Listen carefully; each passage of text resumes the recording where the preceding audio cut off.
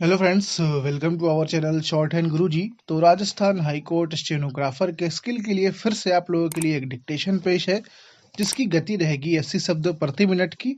और ये बहुत ही बढ़िया मैटर है। आप लोग इसको लिखिए और लिखने के बाद आपकी जो नोट पैड होती है जिसमें आप शॉर्ट हैंड लिखते हैं, उसकी आप फोटो खींचकर हमारे टेलीग्राम ग्रुप में भेज जरूर दिया करिए, जिससे सभी लोग देखते रहें कि सब लोग का डिक्टेशन है कैसा, कैसी राइटिंग है और कैसा सब लोग लिखते हैं। ठीक है, ये आप सभी लोगों के लिए बहुत ज़्यादा हेल्पफुल रहेगा। आप अपना दूसरे को दिखा पाएंगे और आप सभी लोगों का देख पाएंगे राइटिंग की कैसे बनती है, लोग कैसे बनाते हैं। तो चलिए स्टार्ट करते हैं आज का हम डिक्टेशन। डिक्टेशन स्टार्ट होगा 3 सेकंड बाद। स्टार्ट। सुप्रीम कोर्ट ने महिलाओं से जुड़े मामलों की सुनवाई के दौरान जजों को अतिरिक्त संवेदनशीलता बरतने संबंधी जो सलाह दी है, वह इंसाफ के तकाजे से ही नहीं, इंसानियत के लिहाज से भी एक सराहनीय पहल है।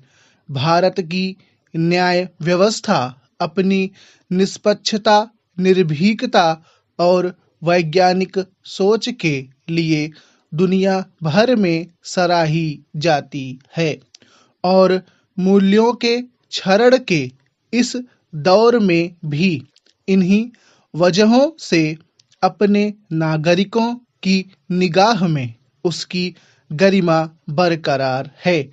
पर विगत कुछ समय में अदालती कार्यवाही के दौरान कुछ ऐसी टिप्पणियां सामने आईं और मीडिया में सुर्खियां बनी, जो न केवल लैंगिक समानता की सांविधानिक अपेक्षा के विपरीत थीं, बल्कि किसी भी सभ्य समाज को कबूल नहीं हो सकती। सुकून की बात है कि देश की आला अदालत ने इसे गंभीरता से लिया है।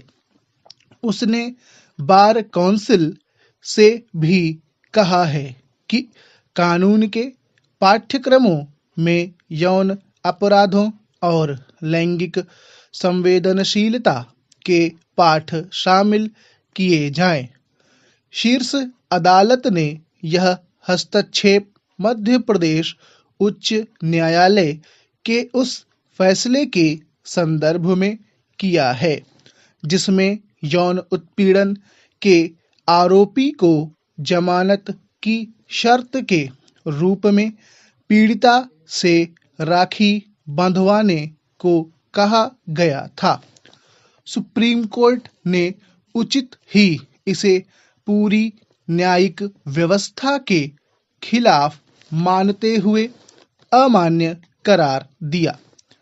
भारत में महिलाएं किन किन रूपों में यौन उत्पीड़न और असमानताएं झेल रही हैं, इससे जज की कुर्सी पर बैठने वाले सम्मानित लोग ही नहीं, आम नागरिक भी बखूबी वाकिफ हैं और इसके लिए राष्ट्रीय अपराध रिकॉर्ड ब्यूरो के आंकड़ों में भी झांकने की जरूरत नहीं होनी चाहिए।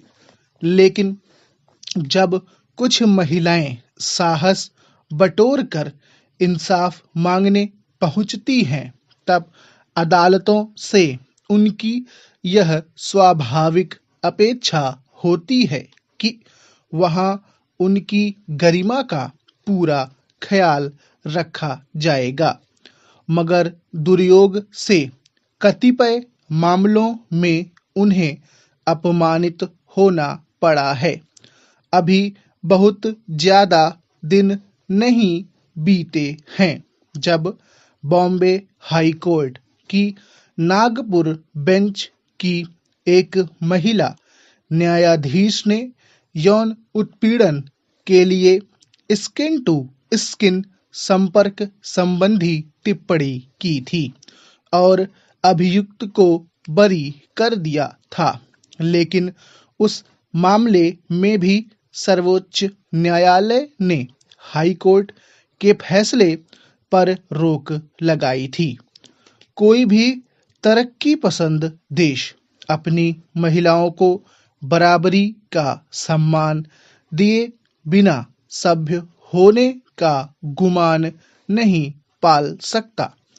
आजाद भारत ने अपने संविधान की प्रस्तावना में मोटे हरफों में व्यक्ति की गरिमा का महत्व बताया है। उसने देश के हरेक पुरुष और महिला की प्रतिष्ठा की रक्षा की गारंटी दी है। निस्संदेह बीते 7 दशकों में सामाजिक स्तर पर भी कई लैंगिक बेड़ियां टूटी हैं और हमें यकीन है कि यह सिलसिला अब थमने वाला भी नहीं।